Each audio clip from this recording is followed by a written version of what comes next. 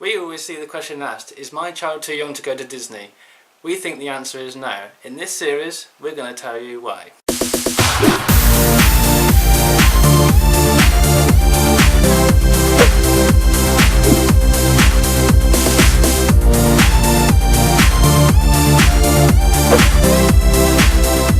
So on today's video, we're going to be looking at preparing your child for the long flight. If you're from the UK like us, the flight can take approximately 9 hours. 9 hours! So we're going to tell you how to prepare your child for those long flights. Even if you're from the USA, this is still helpful. So one way that we prepared for taking Alithia all the way to Florida from the UK was we felt that it was appropriate to possibly take her on a shorter flight somewhere else before we went. The year before, we went on a trip to Corfu. If you know us from our other videos, you'll see that we've done a series of all our old Corfu videos, and you will eventually see one of her there. It's only approximately a 3-hour flight. Obviously this is a lot shorter than a Florida flight. 9 hours. Come on guys, that's ridiculous. But a short flight is better than no flight, we thought anyway. Yeah, it was a good test bed to basically see how she behaved. Okay, she was a year younger at the time, but it kind of sort of gave us an idea to see if she was going to be a good flyer or a bad flyer. As it happened, she slept pretty much most of the time, didn't she, on the Corfu flight? On the Corfu flight, yeah. And which is not how it went on the Florida flight, unfortunately, but she's a whole year older and a whole year wiser in her own little way.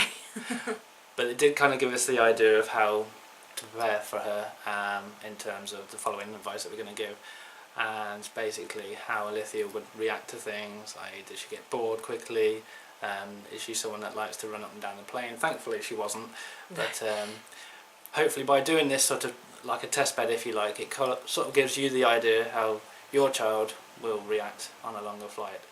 If obviously you can't do a flight beforehand, then perhaps try on a long car journey, which is pretty much the same sort of thing. You can prepare with the same sort of methods. So that's basically how we prepared her for that. So one of the things that we found was particularly advantageous was to have a night stay beforehand. So where we live in the area of Somerset, it was about a 3-hour drive to the actual airport itself. So we found it was better to have a night stay to break up the whole journey for the little one. Before we've basically done it all in one, we've travelled early in the morning and then got on a flight from London. Last time we went to Florida, when it was just us two, we actually got a National Express bus up to Gatwick, and then hung around at the airport until it was time for our flight. A few hours, yeah. Luckily, it was with Monarch last time, but they did their flights very early in the morning, so we weren't waiting around for days, but it was still too long a time to be waiting around with a little one with us.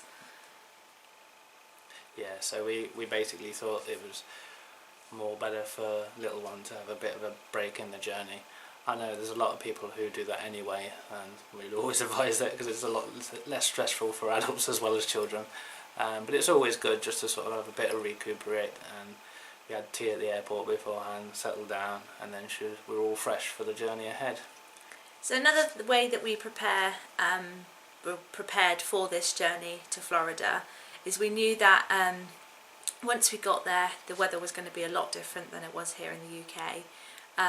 You're looking at almost a whole 10 degrees hotter than it was at home on the day that we flew out. So we made sure that we, in our hand luggage, we kept another change of clothes for not only Alithia but for us as well, for any type of weather that we may come across once we touch down in Florida. We packed coats. You never know, little rain macs, because you never know whether it's going to be raining in Florida. I know there are only short little flitters of rain, they're over in seconds and the ground's dry within seconds of it finishing, but it's good to have that handy, because you just never know what the weather's going to be like once you touch down. In fact, it was actually raining once we touched down. Yeah, which was unexpected. Which was very unexpected. We didn't get caught out in the rain. Once we actually went outside to go and pick up our car, the rain had stopped, but you just never know. We made sure that Alithia had a change of clothes in the sense that less clothes. She was wearing tights and a dress when she left the UK, and we made sure that she was just wearing her dress because it was really warm. Even with the rain, it was very muggy, as I kept saying in the videos. It's so muggy. But yeah, so just make sure, that's our advice, you know, that's what we did. Yeah. Just make sure you've got something to change, because you ain't gonna like the idea of getting to your hotel room a hot, sweaty, disgusting, smelly mess. But also the same goes for coming back to the UK as well. So obviously, or anywhere, if you live in a colder climate or different climate to Florida or wherever you're going to, in that case, always take precautions going the other way as well. Obviously it's common sense for adults, you know, but we can adapt if we forget. It's not a big deal, but for children they may give you a little bit of grief if they're too cold or too hot, and while you're trying to get through the airport or get onto the transfer or hire car or whatnot, you don't want the additional grief of having the child uncomfortable. No, especially not our little one. Yeah. She likes to tell us, which is good. She likes to tell us how she's feeling, but your children might not necessarily tell you how they're feeling, so it's just good to have everything that you can have for every eventuality. Especially if your child's younger than ours is too, so if your child's younger than that, then obviously, as I'm sure you're well aware, you've got to pack for all eventualities. Especially living in the UK, you can't even go down the road out for the day without having to pack for every type of weather. Good old UK weather. So moving on to things to eat then. So we found that we flew with Virgin Atlantic, and they were pretty good, I think, at offering a selection of a sort of wide variety, if you like, or wider variety of food choices. Now, one thing to note, when you book a flight, most airlines give you the option, especially if they've got like an app or something, of booking a child meal. We always recommend that, and we've seen it recommended to other people, and that's why we decided to do the same. Sometimes even adults have booked child meals simply because they're a lot more simple. Yeah. The more your basic food choices that most children will like, and in my case some adults. I mean, in all honesty, the flights, very yummy food, but the way that they word some things, if you're not posh, and you don't necessarily like to eat different types of food, you might actually, like myself, look at a menu and go, what's that? I'm all for trying things though, but some people aren't. Alithia's child meal was just a nice simple cheese and tomato pasta, and you looked at it and thought, oh, I would have liked that. Yeah. But for obviously children, they obviously like things more simple, especially Alithia. She's very fussy, She's isn't very she? fussy. So, and we'll probably Very find fussy. that most children are the same. So just bear that in mind. Obviously, if your child likes, you know, more traditional basic foods, then always try and book a child's meal before you go. The other thing with Virgin as well, I'm not sure, we've only travelled with Virgin, well, this time anyway, but we don't know who we might travel with in the future, so I can't advise on what other airlines do, but Virgin do offer you the choice if you've got any food allergies, or if you've got any food preferences, i.e. if you're vegetarian, vegan, etc., or if you need anything gluten, lactose or anything like that free, they give you the option to tell them anything that you need. If you've got any special dietary requirements, you can go ahead and tell them that, and they will come round with a special meal before everybody else is, and they go along with your preferences. Yeah, so some airlines kind of a little bit more basic with their menu choices. It's just one particular line. We found with other airlines that basically Get what you're given. It's just everyone has the same thing. So bear that in mind if your child is a little bit more sort of picky in what they eat. So it's normally recommended that when you're in departure lounge that you pick up a few snacks that you know your child will enjoy. Obviously bear in mind there are certain foods that you can't land when you get to the side, so it'll have to be consumed or disposed of at the end of the flight. such things like fruit products, you know. So I mean, it changes. I mean, we weren't 100% sure what it was here in 2019, but it might change in the future. It might have been different from when you went. But yeah, I mean, use the comments below if you want to advise anybody on any different things that they might not allow into into America at the times, because I know it changes all the time. You can also use, I think a lot of departure lounges also have food places that you can go and eat in. I know I've watched other vloggers, they tend to eat before they actually go on flights, and don't opt for the in-flight meal. It's just your own preference really, but our advice is with the little ones, we made sure that we picked up Alithia's favourite snacks and favourite drink. That was an essential thing. We probably should have picked up more, actually, forgetting at the time of purchase how long the flight actually was. But yeah, Alithia is very fussy, so we just made sure we had a few of the things that we knew she liked, just in case the food didn't go down so well. Yeah, because they only had a small selection. They can only carry so many on the plane, let's be realistic.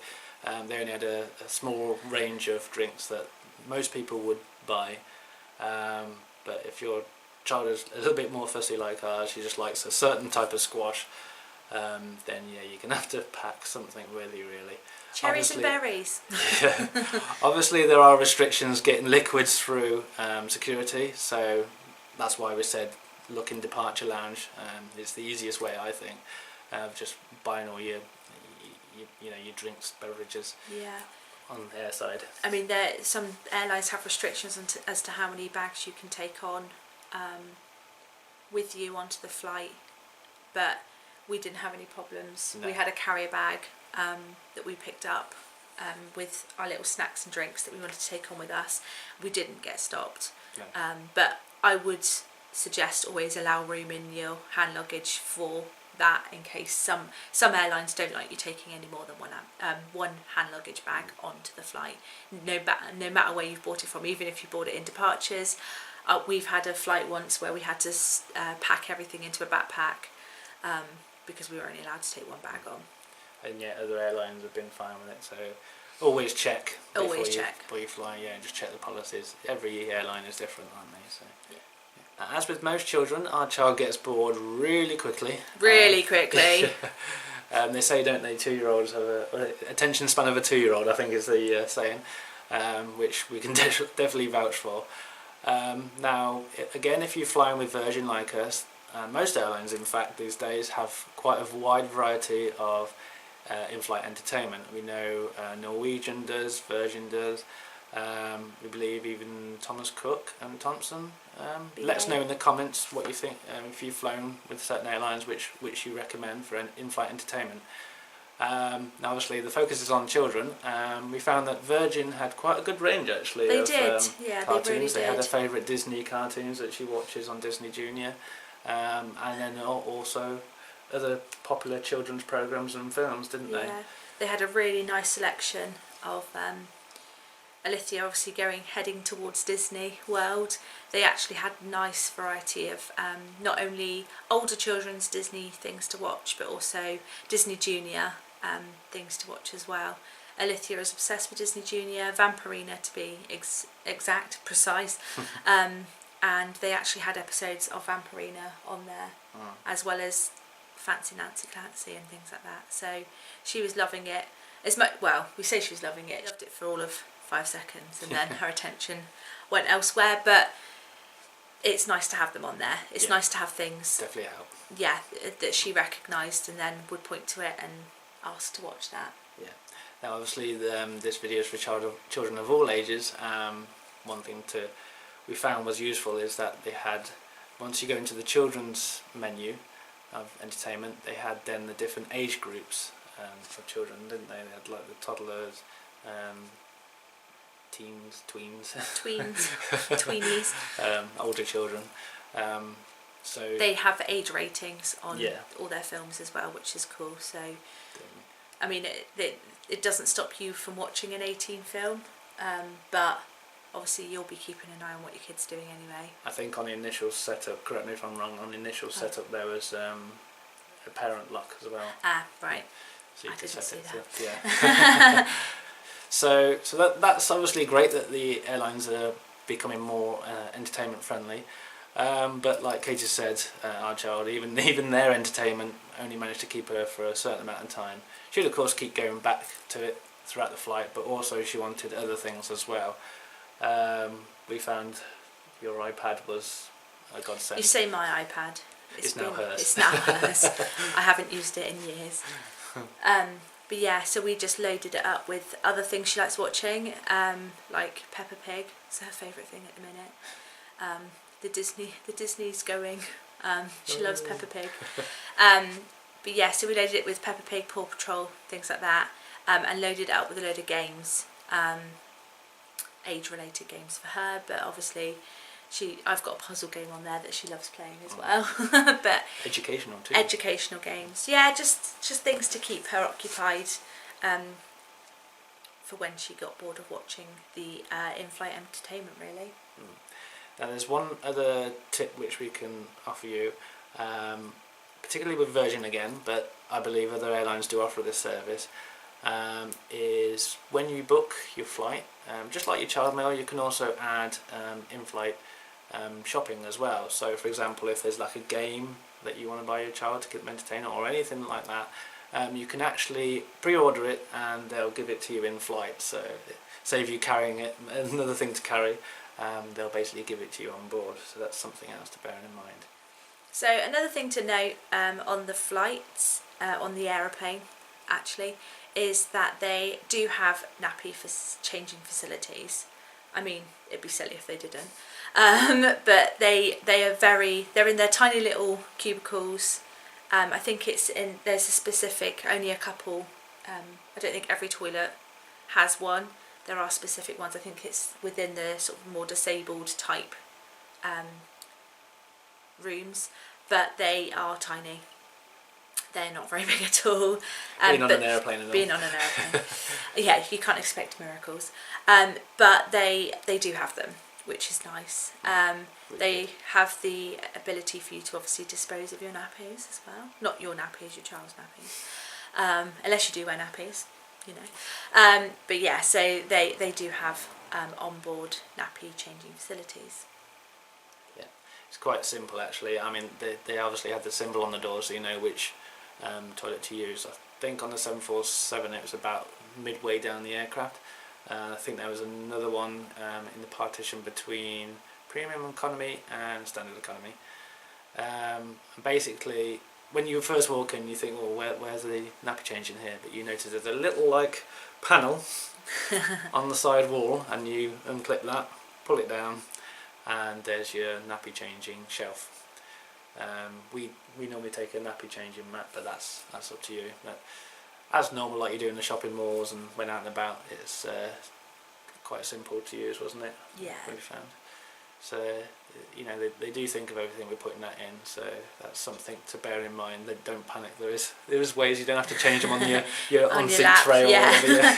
Another thing I noticed, which I didn't realise until I actually was on the Virgin flight this time, was that they have certain areas down the plane where you can actually have a cot for your younger children. Yes. I didn't know they did this, so it might be worth checking with your airline provider whether they do have these facilities. But yeah, all it is they have a little. I think it's on where you would sit for extra leg room, down through the middle of the plane on the bigger planes where they've got the 3 seating sections. Just behind the galley. Behind the galleys, yeah. I think it's on each galley or behind down a toilet, or behind a toilet. They have a little panel that folds down, and then they pull out a nice little like cot thing. It's all secure. They secure it all up. It's all got straps to keep it secure. So it saves you actually having to try and let your child sleep on your lap. We didn't have that when we went to Corfu. No. The planes are probably too small. Yeah. But it is a pain because obviously when they're under 2, you do have to keep them on your lap. So it was really, really nice to see as a parent that they do have these little areas for your baby so that you aren't constantly getting sweaty and hot having your child sleeping on your lap. So yeah, just perhaps when you're booking your flight, whoever's providing the actual aeroplane, just check whether this is something they do, and I would recommend that you try and book these seats in. Book it well ahead. Book it well ahead, because there was an incident on our flight where there were a couple of parents fighting over this cot, and I think it came down to the fact that one of the sets of parents had actually booked those seats specifically for the cot. So if you have got a younger child, I would recommend that you talk to your operator to see if this is something you can book well ahead and well in advance, just to make life easier. It's a long flight and it's a long time to have your kid on your lap sleeping. Now obviously bearing in mind that children, let me get this right, it's under the age of 2, isn't it, have to sit on the parents' lap. They can't have their own seat, so they're not allowed to use the cots during takeoff and landing for obvious reason. So you still have to use those annoying little belts that you have to add on it's to like your... an extender, isn't it? It's like an extender. I'm sure many parents have used them. We had to use it on the Corfu flight. In fact, actually, it was easier on the Corfu flight with that because Alithia didn't like the belt on this flight. She kept not wanting to put it on. We had many an argument with her when she had her own when seat. she had her own she seat like it, and having to put her own seatbelt on. But yeah. That was because, this is another thing to talk about, it's the unfamiliarity. This is why we kind of did a little bit of a test flight, if you like, beforehand. But obviously, like I said, she was a year younger, so things were a little bit different then. But, you know, once she realised what was happening, she sort of settled in, didn't she? You know? And she understood the importance of it, which was cool. I think she kind of expected, because she kept asking to sit on our lap, so the first time round she was sat on our lap and that's what she was expecting. But obviously from the age of 2, which she has to have her own seat, and that's the same for all across the board from the age of 2 onwards. They have to have their own seat, which means you do have to pay for a ticket. Under that age, I don't believe you have to pay for a ticket now. No. So that's something else to bear in mind. Yes, extra costs. But extra luggage space. Yes, which was definitely a help, because the amount of things that you have to take for them, it's always good for them to have their own luggage. Yeah, when we went to Corfu, we only had the 2 cases between the 3 of us, and it's ridiculous the amount of stuff you have to take for a newborn baby. Well, she wasn't newborn, but a baby, how much you have to actually take with you. Yeah. So that's another recommendation. Perhaps if your child hasn't got her own or his own luggage allowance because they're under the age of 2, it might be worth considering buying extra luggage, just for the sheer amount of stuff you do have to take. I know Virgin offers quite a nice, I think it's 23 kilogram luggage, but if you're like me and like to buy lots of stuff, you end up filling that up, and I ended up actually going a little bit over. I wasn't charged because it was only just over, which was nice of them. But I think for younger children who don't necessarily pay for a seat, which then probably means that they don't pay for luggage, I would recommend maybe buying into luggage, just paying that little bit extra to get that extra suitcase. Yeah. Because you will bring back things from Florida. Let's be real. You will pick up lots of stuff that you want to bring back for you and your family. Little presents and little reminders of your trip away. Which also reminds me of a little sidestep note. Buy the biggest bag for your child, so you can fit everything up to their allocated weight. Because those of you who've been to Florida before will know that you're always going to bring stuff back, and you always run out of room. So you know, if you don't think, oh, it's only a small child, you know, they're not going to need that much space, then, you know, bear in mind that you might want to bring stuff back so you can slot it into their bag. We had a smaller suitcase for Alithia. She didn't get anywhere near the weight allowance, but in hindsight it probably would have been wise for us to buy a bigger suitcase to fit more in, because then our suitcases wouldn't have been so heavy. Obviously their clothes are smaller, aren't they, and you know, things like that, so you got that extra room. I mean, I think her bag only weighed 15. Half of the It's 15. Okay. Was it 15? Yeah. So we had all that to be used, but it was no room, so That's we ran out of bit room in ours. So yeah, have a bigger bag if you can. That's something to know. Yeah. So to summarise, then, all in all, get your child familiar with flying. Even if you live near an airport, just show them, well, it's an aeroplane sort of thing. Get them familiar with aeroplanes and how they work. Even if it's on the television, There's plenty of programmes on the telly about airports and airlines and stuff. Exactly. So, yeah. So it just kind of gets them understanding what's to come. I think Alithia, her biggest settling factor, if you like, was knowing what was happening. That's why, like I said, when it was different from the previous time when she was sat like that unsettled her a little bit. So the more you can get them knowing what happens on the plane and knowing what's to come, the better, really, I think. Also, know how your child likes to behave. So some children like to run up and down the plane. You can do that, obviously, during the actual flight itself. It's sometimes good for them to stretch their legs. Yeah, they definitely need to stretch their legs. Yeah, I mean, we allowed Lithia to stretch her legs when we were walking up and down, changing the nappy and whatnot. That was her little walk. But, all in all, it's kind of prepare them, like we said in the last video about preparing them for the holiday ahead. Preparation is key, really. You can't go wrong with preparation. No, definitely not. So thank you very much for watching our video. Don't forget to like and subscribe. Like and subscribe. And also, if you're an experienced parent and been on many flights before with your children, then drop a comment below, help other parents. Obviously, the more help, the better. And if there's anything you think we missed on preparing for your kids for the flight, comment below. And again, like we said in the last video, anything you would like us to do in this series of tips for 2-year-olds and other children series, then comment below and let us know what else we can do. Thank you very much. See you next time. See you next time. Bye. Bye. Subscribe. Like and subscribe. You gonna wave to the camera? Say, I really liked my flight with Virgin to Disney World. I have liked Disney World. See, she liked it.